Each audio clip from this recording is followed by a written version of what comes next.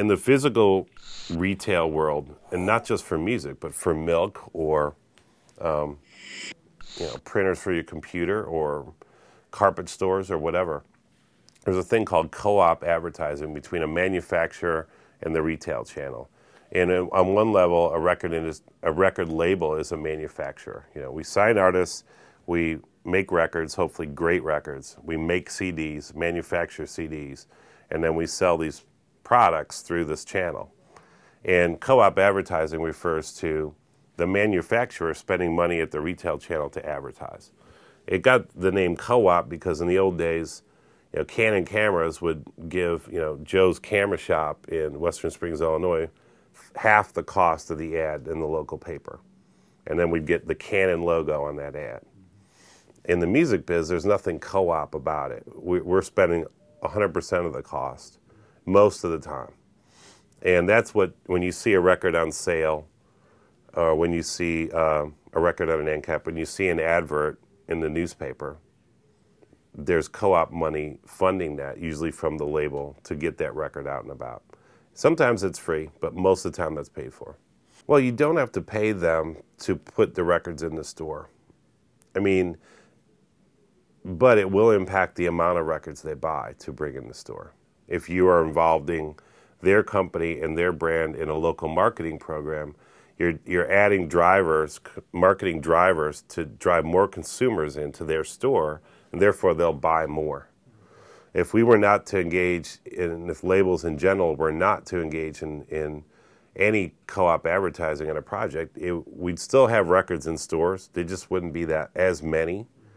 And it's a business practice that has evolved. I don't think it's necessarily wrong. It's a really big part of the record retailer's bottom line. In fact, if you were to yank all that co-op advertising, most dedicated music retailers would go out of business.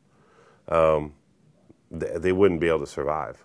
So, got stores that sell music as well as refrigerators and other appliances and other things, well, they would have other business models to go back to. But someone who's a dedicated music retailer could not survive without a certain amount of co-op advertising.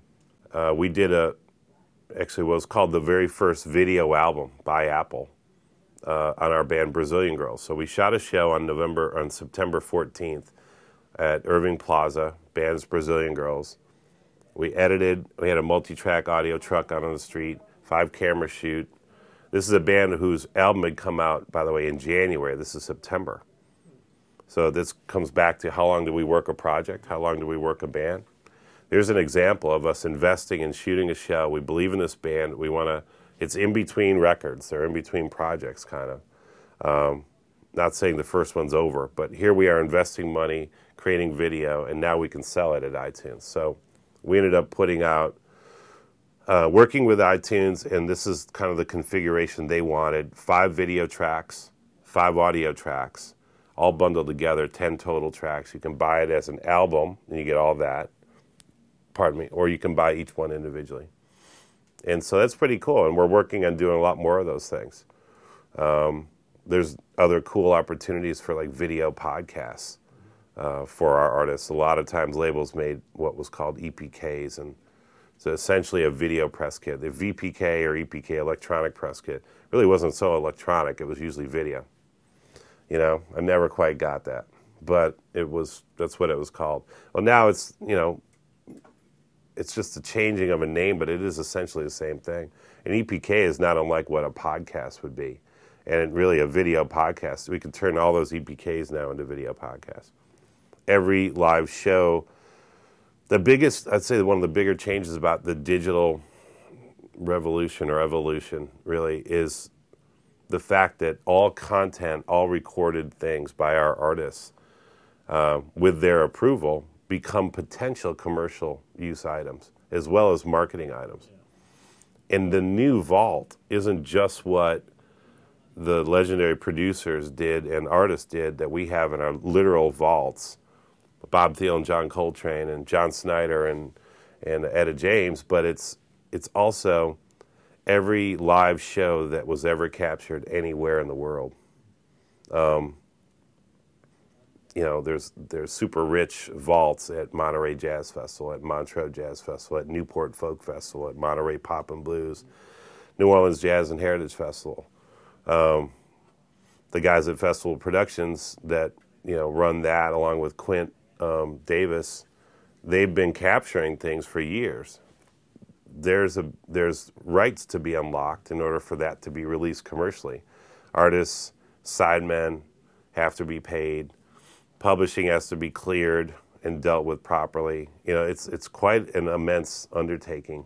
But if you imagine the new vault and dealing with rights and estates in the case if the artist has passed, it's pretty exciting, actually. It's pretty exciting.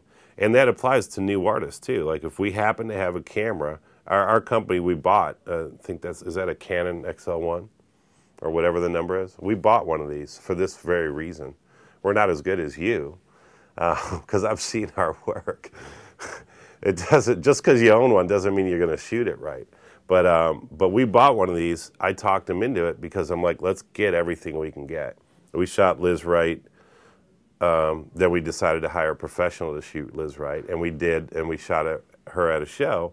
We've got 5 live performance videos, in addition to a couple really nice bona fide music videos. The difference being the music video is the album track, her lip syncing. Performance video is live performance, she's singing. But we can now sell both of those. The audio can be used as an exclusive bonus track. The video can now be sold at iTunes and soon elsewhere. It's a new era. And sorry, I'm babbling away, but I just want to return back to my point about co-op. The reason I even went down that road is in the digital realm, there is no co-op yet, There is no co-op cost. We're not paying for positioning anywhere with cash. We are paying for it with exclusives. So if you go to the homepage of iTunes, well, it was up on my screen. If you go to the homepage, almost everything that's up there and the front page or on the front of the genre pages, that's not fair. I'd say a very large percentage of the top-level position things have some sort of exclusive content attached to it. In the digital retailers, Apple, MSN, Napster, etc., Yahoo Music, there is no co-op charges. We were talking about co-op as it related to physical retailers. And there are no co-op charges for positioning for our albums. There's no cash payments. But we do, kind of all the labels do, buy our way into better positioning by having exclusive content available. So that might be an extra bonus track. It could be a digital booklet. It could be both. It could be bundling a music video with an album.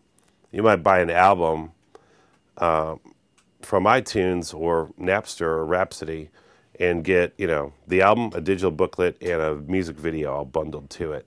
Those extra things, while we're not paying cash, will get us extra positioning. But those things do cost us money and time and a lot of effort. And it also is, if you think about it, we still have to pay publishing on it, and we still are.